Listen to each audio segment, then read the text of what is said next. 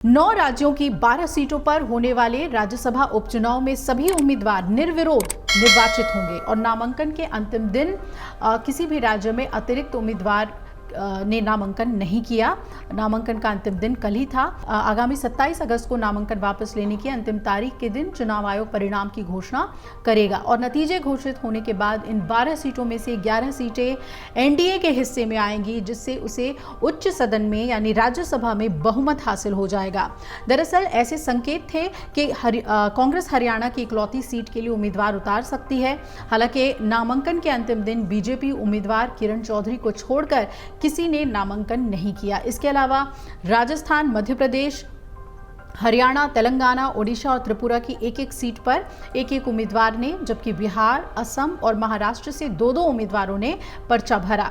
आयोग अब आज नामांकन पत्र की जांच करने के बाद नतीजे घोषित करने के लिए 27 अगस्त की अंतिम तारीख का इंतजार करेगा।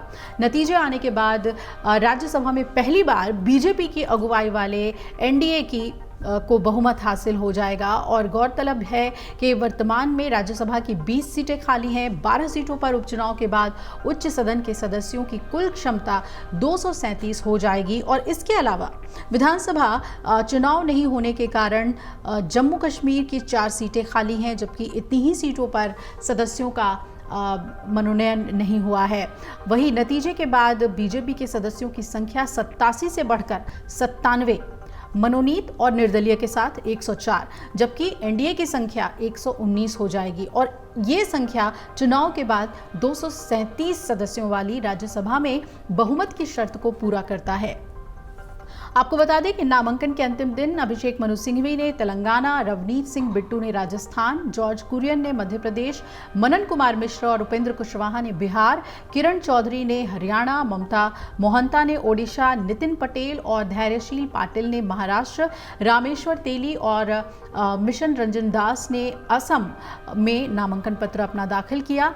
लोकसभा चुनाव में राजस्थान के राज्यसभा सदस्य केसी वेणुगोपाल केरल से चुन लिए गए।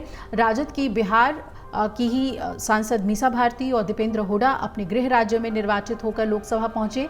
इन राज्यों के विधानसभा में बीजेपी को या तो बहुमत है या संख्या बल उनके साथ है। ऐसे में इन तीनों ही सीटों पर बीजेपी को जीत हासिल होगी। देश के 9 राज्यों की 12 राज्यसभा सीटों पर नामांकन बुधवार को कर लिया गया है और बीजेपी ने मंगलवार को राज्यसभा के 9 सीटों पर अपने उम्मीदवारों के नाम का ऐलान कर दिया था।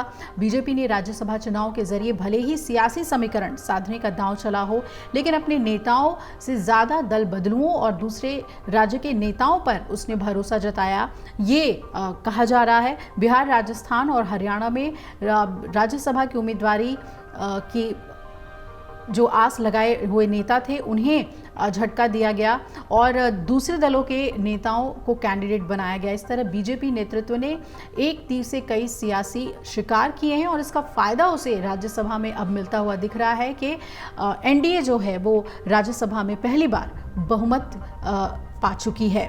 अगर आप ये वीडियो YouTube पर देख रहे हैं तो हमारे चैनल को सब्सक्राइब करें और बेल आइकन को दबाना ना भूलें। अगर आप Facebook पर ये वीडियो देख रहे हैं तो हमारे पेज को लाइक करें।